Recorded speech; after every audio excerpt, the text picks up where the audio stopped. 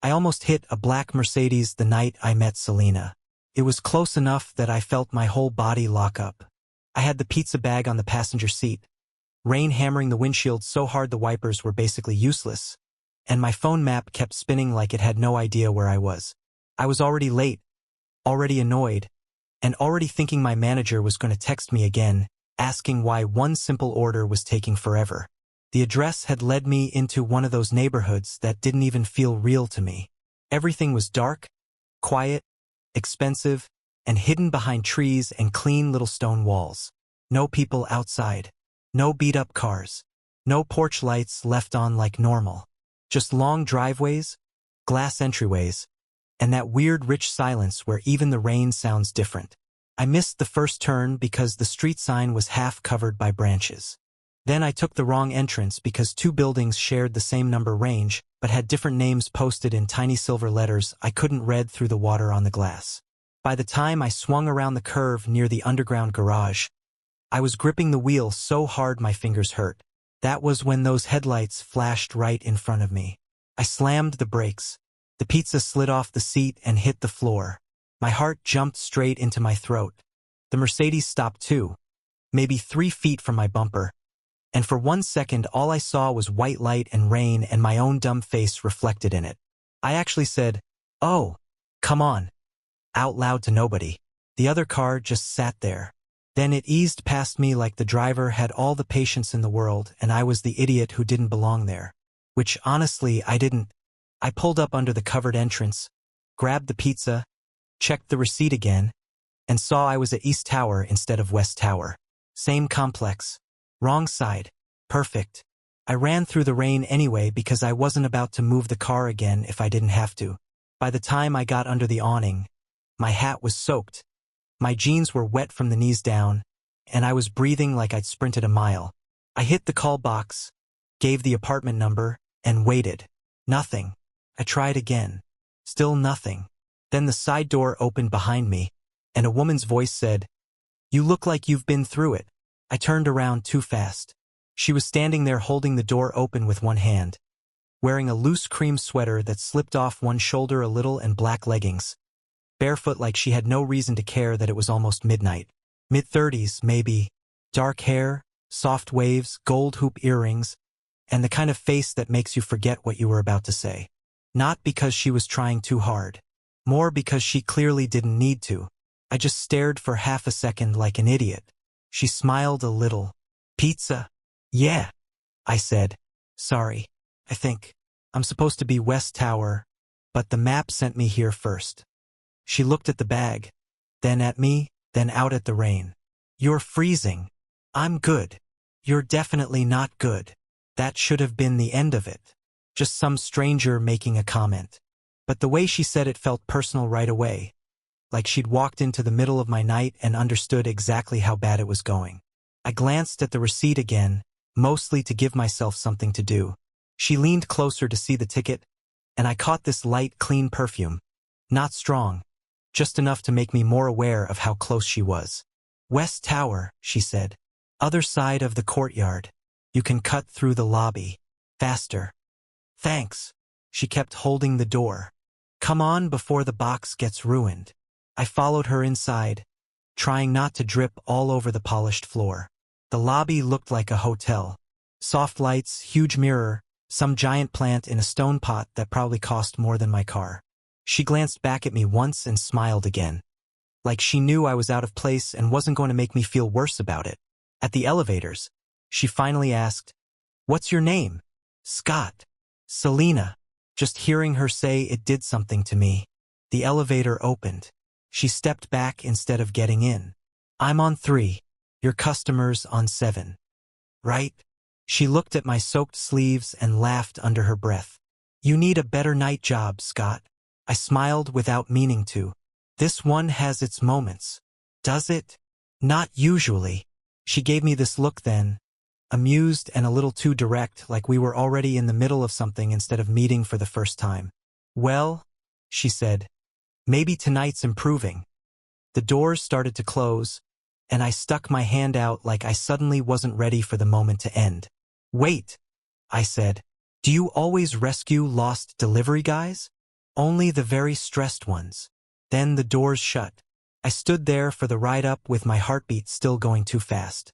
I made the actual delivery, got a weak tip, and walked back down thinking about her more than I wanted to admit. Selena, barefoot in the lobby, calm voice, that little half smile like she already knew I'd replay this later. I told myself that was all it was. Just a weird, charged moment in a long shift. Then I stepped outside and saw her again. She was under the awning by the curb now, holding an umbrella, looking toward the street like she'd been waiting for a car. When she noticed me, she smiled like she'd expected me to come out right then. And before I could even decide whether to keep walking or pretend not to see her, she lifted the umbrella slightly and said, "Scott, right? Since you're here anyway, can I ask you something?" I thought she was about to ask me to help carry something to a car or point out where guest parking was. Something normal. Instead, she looked at me for a second, almost like she was deciding how far to push it, then said, "Are you done for the night soon?" I actually laughed because I didn't know what else to do. "Why?" "Because I owe you for saving that pizza from the weather." "I didn't save it. I just got lucky." She stepped a little closer under the umbrella, close enough that I could smell that same clean perfume again. "Then let me buy you coffee when your shift ends." I remember just staring at her. Nobody like Selena had ever made anything that easy for me. Girls my age usually acted like they were doing me a favor by answering a text 3 hours later. This woman was standing in front of me, calm as ever, acting like asking me out in the rain at midnight was the most normal thing in the world. "I get off at 1, I said. "Text me at 1. She took my phone right out of my hand, put in her number, handed it back, and gave me a little smile that stayed with me the whole rest of the shift. I sent the text at 12:57. She replied before I even pulled out of the lot. "Come by. I make better coffee than any place open right now." That should have felt too fast. Probably would have if it had been anybody else. But with Selena, everything felt smooth, like she had already decided I didn't need time to think. Her place looked even nicer when I saw it from the inside. Soft lighting, big windows, one of those city views that makes everything below look cleaner than it is. The apartment smelled like coffee and some kind of candle. Music was playing low from somewhere, not loud enough to feel planned, just enough to make the room feel warm. I stood near the kitchen counter feeling like my shoes were too cheap to be on that floor. She noticed right away. "Relax, Scott. You look like you're waiting for somebody to throw you out." "I'm not used to places like this." "That's obvious." I thought she was making fun of me, but then she smiled and slid a mug toward me. "That's not a bad thing." We talked for almost 2 hours that first night. About stupid delivery stories. About how she hated loud restaurants. About my classes, which I wasn't even excited about anymore. About how most of my days felt exactly the same. I don't even remember everything I said. I just remember how easy it was to keep going. She listened in a way that made me sound more interesting than I really was. Not fake. Not forced.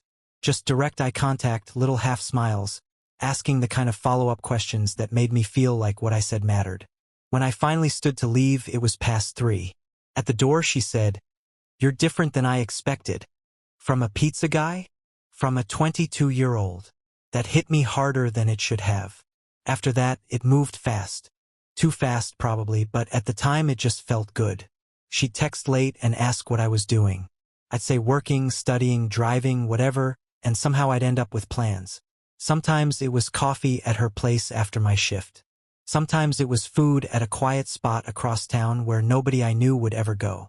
Once it was just a 10-minute stop because she didn't feel like being alone, and I stayed until sunrise. I started looking forward to my nights in a way I never had before. My regular life still looked exactly the same from the outside. Same deliveries, same classes, same tiny apartment, same cheap frozen stuff in my freezer.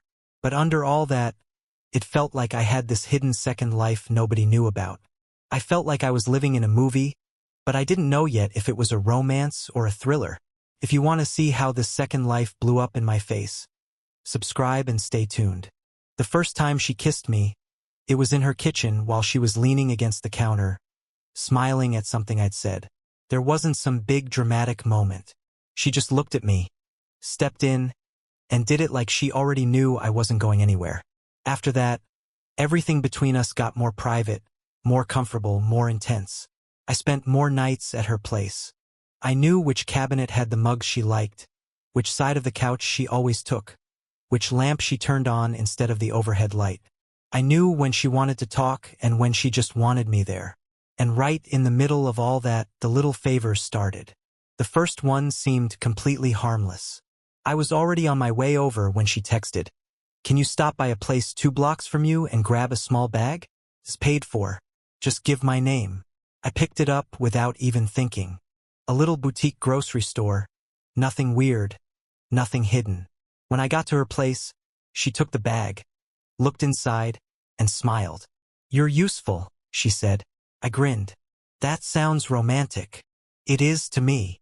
A few days later, she asked if I could drop off an envelope for a friend because she was stuck at home waiting on something. Easy. Then it was picking up a box from the front desk in another building because they always mess up my timing. Then bringing a set of keys to a woman at a coffee shop because Selena was running late. Every single favor had a normal explanation.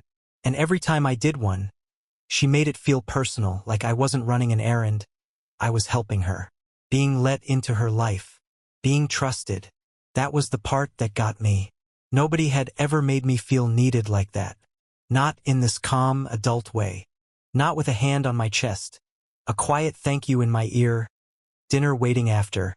Her looking at me like I'd done more than carry some random thing across town. So I didn't question any of it. I just kept going, telling myself that whatever this was, it was real. And when she texted me one Thursday night saying, "I need one more favor," then come straight to me, I didn't even pause before I grabbed my keys and headed out. By then, saying yes to Selena had become automatic. I stopped asking questions because I wanted to be needed. Was I being loyal or was I just an easy target? Tell me in the comments. Have you ever ignored your gut feeling just to keep someone close? That Thursday night, she texted me an address I didn't know. Just a little office building on the edge of downtown with half the lights off and one side entrance still open. She said there'd be a small paper shopping bag at the front desk with my name on it. Pick it up, don't stay long, then come straight to me. I didn't question it. I drove over after my shift, grabbed the bag from a bored security guy who barely looked at me, and put it on the passenger seat. It was light. Could have been anything. I remember glancing at it twice at red lights and telling myself not to be weird about it.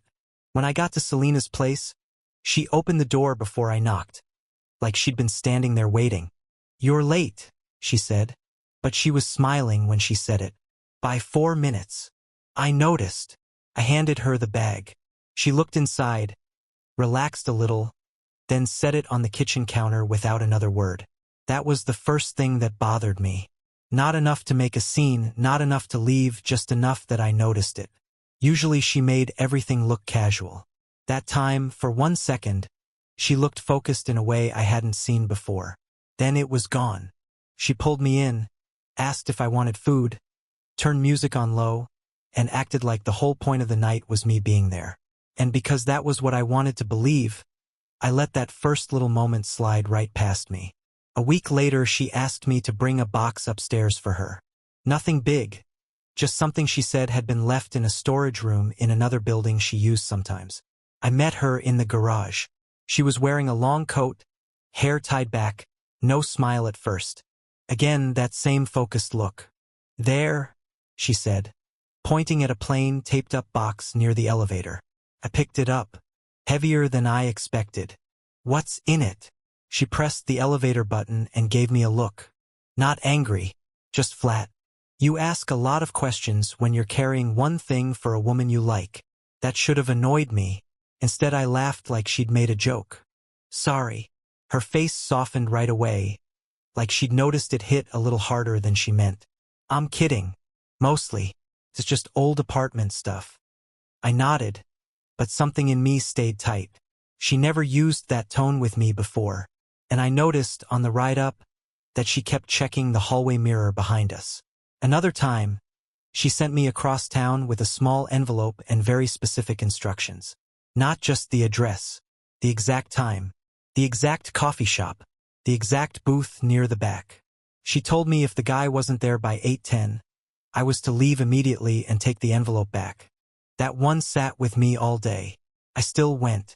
The place was quiet, mostly people on laptops and two older guys arguing over a game on the wall-mounted TV. I took the booth she told me, envelope in my jacket pocket, trying to act normal while feeling completely ridiculous.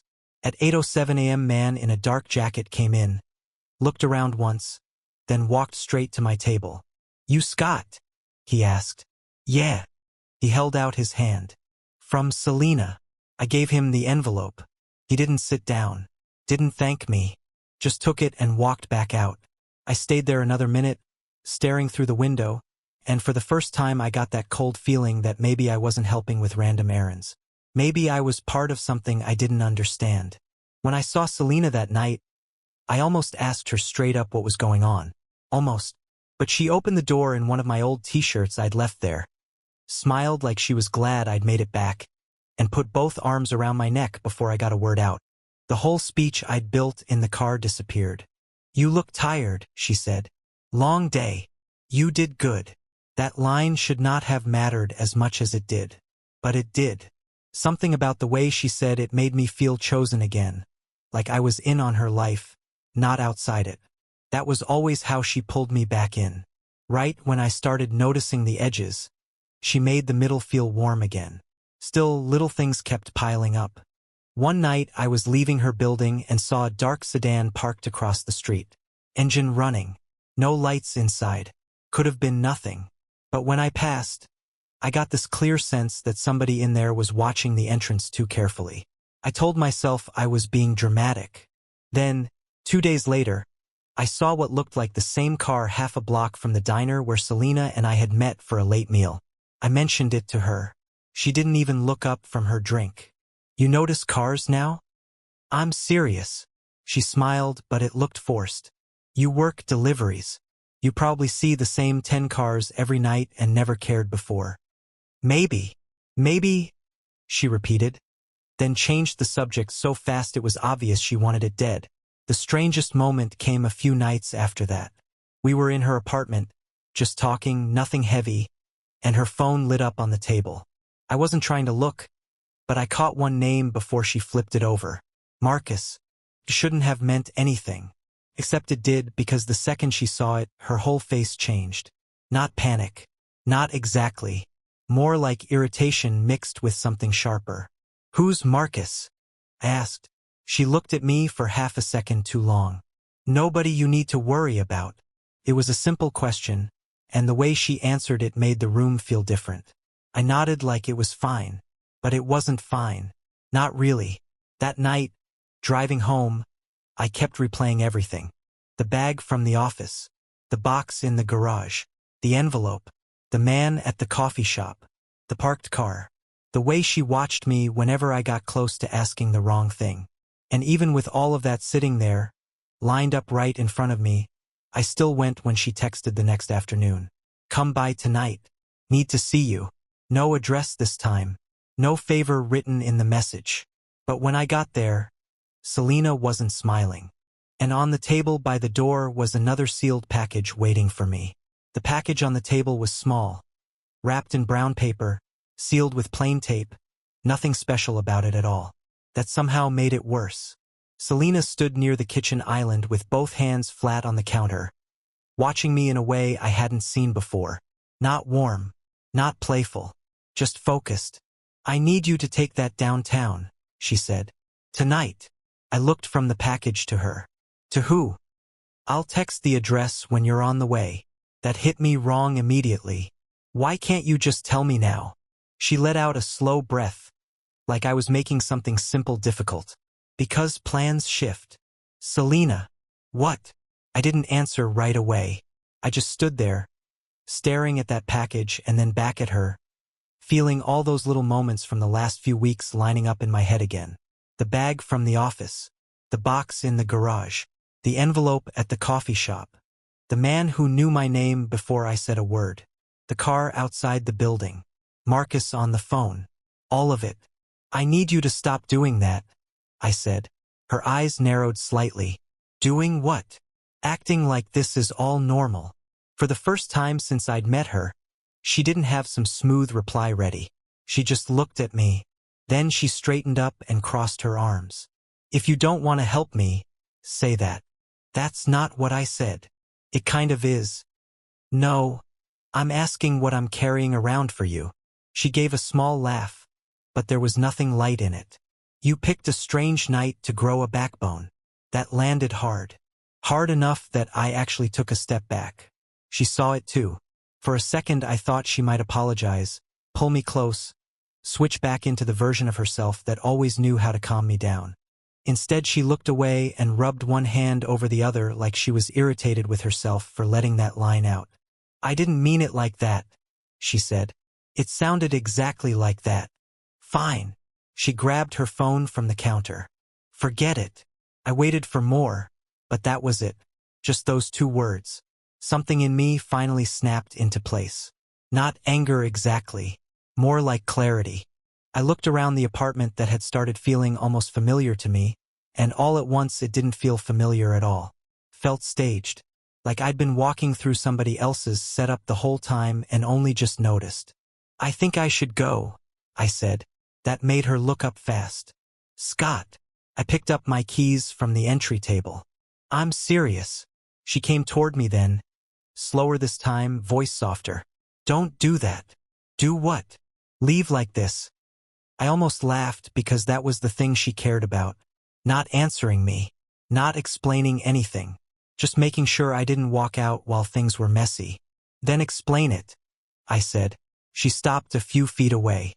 I can't. That was the moment. Not dramatic. Not loud. Just one clean break inside me. I nodded once, opened the door, and left. She didn't follow. I kept waiting for a text that night. Something sharp, something sweet, something that would pull me back in. Nothing came. I checked my phone before bed when I woke up during class during my shift. Still nothing. By the second day, I told myself she was angry and wanted space. By the third day, I drove by the building. No answer at the call box. I waited across the street for almost 40 minutes. Nobody came in or out that I recognized. Finally, I went inside behind a couple carrying grocery bags and rode up to her floor. The apartment looked dark. I knocked once, then again. Nothing. On the 4th day, I went back. This time, the front desk guy told me the unit was unavailable and I needed to stop asking about it. Unavailable how? He gave me a flat look. Just unavailable. I stood there with my stomach dropping, trying to think of some normal reason for that to make sense. I called her number in the lobby. It rang once and went dead. After that, every call went straight to nothing. That was when the whole thing started changing shape in my head. Not all at once. Piece by piece. Little moments that had felt flattering now looked planned. Every favor. Every carefully timed message. Every time she made me feel like I was different from everybody else. Special. Trusted. Chosen. I sat in my car outside my apartment that night and tried to count how many places I'd gone for her. How many things I'd carried. How many people I'd seen without knowing who they were. I lost track before I got to the end. The knock came the next morning. Not pounding. Just 3 hard, controlled knocks on my apartment door. I thought maybe it was my neighbor asking if I'd seen a package. I opened it half awake, still in a t-shirt, and froze. 2 men were standing there. Plain clothes. Serious faces. One older, one younger. The older one held up a badge so fast I barely processed it. Are you Scott Parker? My mouth went dry. Yeah. We need to ask you a few questions. I didn't move. The younger one pulled out a photo and held it where I could see. Selena. Same face. Same calm eyes. Same slight smile, except in the photo it looked colder somehow. Do you know this woman? Every answer I had felt wrong. Yeah. The older one studied my face for a second too long. How do you know her? I looked past them into the hallway, like there might be some easy way out standing there. There wasn't. I met her on a delivery, I said. He nodded once like that confirmed something. Then he asked, very evenly, and after that delivery, did you transport items for her to other locations? My whole body went cold. Not nervous cold. Empty cold. Because in that instant, Every strange piece I'd been trying not to connect locked together so fast it almost made me dizzy. The errands, the timing, the names, the parked car, the package on the table, her face when I asked the wrong question, her saying she couldn't explain, her disappearing before I could force anything into the open. I just stood there staring at that photo while the older man asked me again, slower this time, where I had gone for her and what exactly I had carried. And that was the second I understood that none of it had been what I thought it was.